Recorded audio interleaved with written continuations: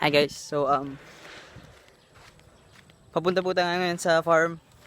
Ayan, sa aming munting bukiran. Ayan, dahil nandun daw yung mga kaklase namin. Ay, ka-church. Ayan, at doon daw kami maliligo. Ayan, pero di ako maligo. Sa ayoko. Ayan, kung makita natin, di ba? Ang ganda-ganda.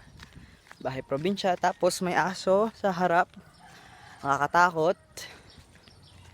Ayan, so ito medyo malayo na sa daan to. Tapos saan ako dada? Okay. Tumatahol po, ayan. So pag chill lang tayo, cool lang tayo mga pare.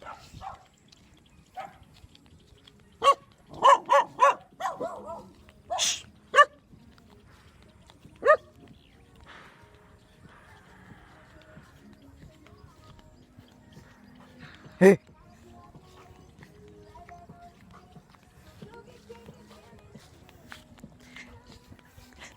Cool lang. Cool lang tol. Sinusundan ako ng... Ayan, cool lang tayo pare. Cool lang. Hindi masyadong... kasi yung mga aso, nakakaamoy yan ng ng fear. Ng takot. Kaya chill lang tayo, huwag kayo matakot. Ayan, so, ayan o, lalaki na natin. Saan ba yung... Where am I? Asan na ako?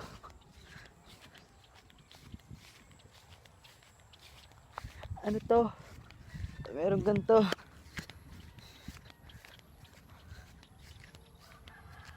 Ayan. That's our destination. Ay, basta doon yon. So, putuloy ko pa ba? Ayan, sige. Stop na muna tayo dito. Tutuloy ko tayo. Kasi, takbo lang tayo.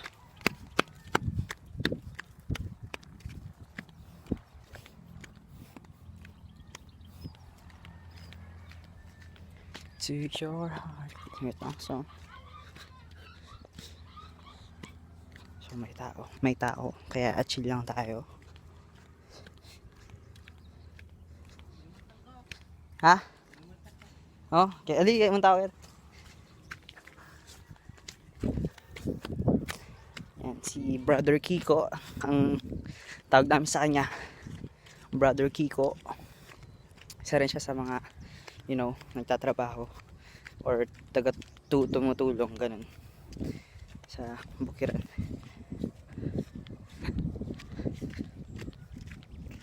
So ayan, itong part na to, yan, sa amin na yan. I mean, like kay Papa, yan. Hindi sa akin. Tapos yung kambing.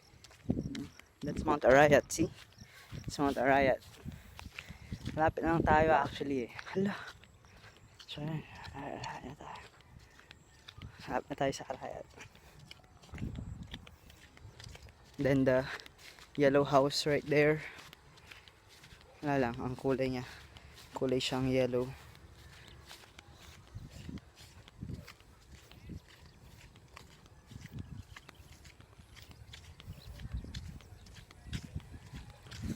Eman Ventures, joke lang. And so malapit na tayo.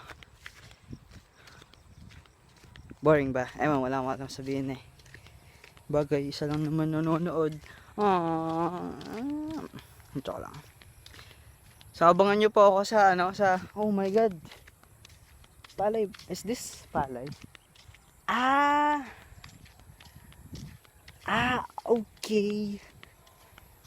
Okay. It's is this palay? Yeah, it's palay. Palay, mga palay namin. Ang laki. What the heck? Hindi kasi may sinubukan silang dito. Fertilizer. Organic fertilizer. And tinitignan pa namin yung results. I think it's good.